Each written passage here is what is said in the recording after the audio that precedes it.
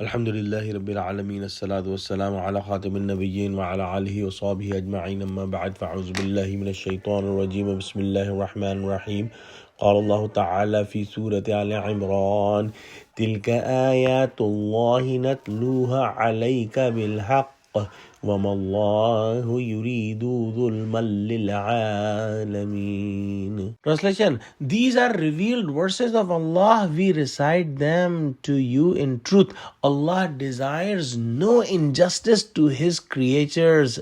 Alameen, that is mankind and jinn. Allah subhanahu wa ta'ala have revealed the verses very clearly and with 100% truth.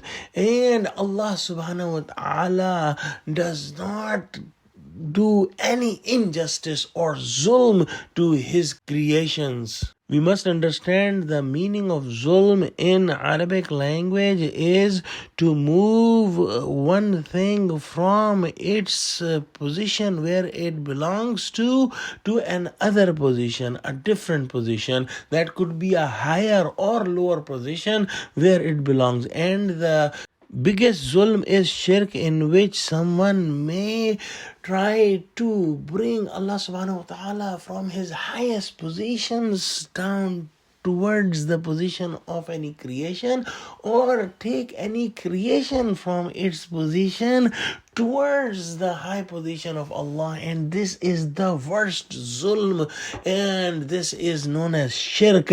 And the word zulm could be understood with this example. With Allah subhanahu wa ta'ala, the zulm is impossible. But the things that may deceive someone like zulm are impossible if we ponder about that. Like, why would Allah subhanahu wa ta'ala will give such commandments that are intended to cause harm to His creation? Or why would someone given more punishment than he deserves?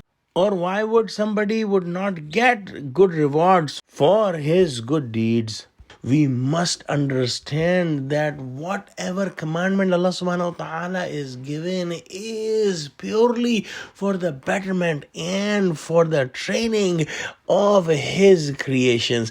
And whatever He has commanded is with His absolute wisdom and with His absolute knowledge and absolute authority. So the zulm is impossible. In the next ayah, Allah subhanahu wa ta'ala says, وَلِلَّهِ مَا فِي السَّمَاوَاتِ وَمَا فِي الْأَرْضِ وَإِلَى اللَّهِ تُرْجَعُ الْأُمُورِ. Translation: To Allah belong all that is in the heavens and whatever is on the earth, and unto Allah all matters are to be returned.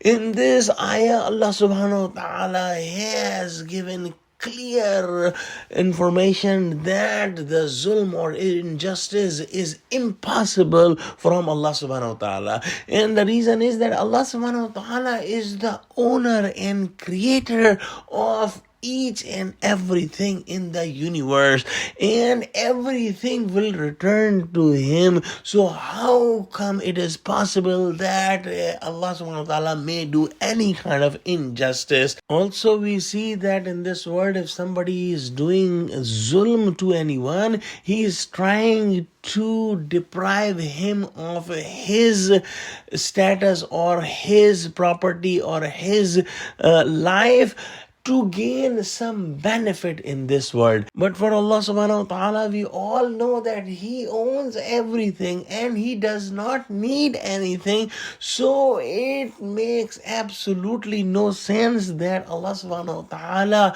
may do any kind of zulm or injustice on His creations. One more important thing is that if somebody is doing zulm on someone, like cheating him or hurting him or killing him, he is in fact doing zulm on himself, because he has to answer about that zulm in the hereafter. And this also is not applicable to the Creator. Let's pray that Allah give us true understanding of Quran. Ameen. Wa akhiru dawana alhamdulillahi rabbil alameen. Assalamu alaikum wa rahmatullahi wa barakatuhu.